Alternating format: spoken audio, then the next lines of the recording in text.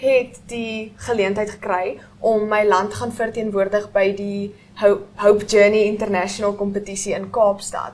En daar hulle gaan baie oor liefdadigheid en hulle wou gehad het, ons moet almal 'n liefdadigheid hê. En toe sit ek eendag en ek dink spesifiek, waaroor is ek passievol en wie wil ek help? En ek is nog altyd iemand wat baie van skool hou. Ek is daai persoon wat my huiswerk altyd gedoen het. Luister, ek is 'n pluggie en ek is siek om te maak asof ek nie is nie, so jy mag maar 'n pluggie wees. Ja. Ons is saam. En toe besef ek, veral ek wat op 'n plaas bly en ons het baie kindertjies ook daar rondom ons op die plaas wat nie die geleentheid het om voorskool toe te gaan of pre-primêr toe te gaan nie.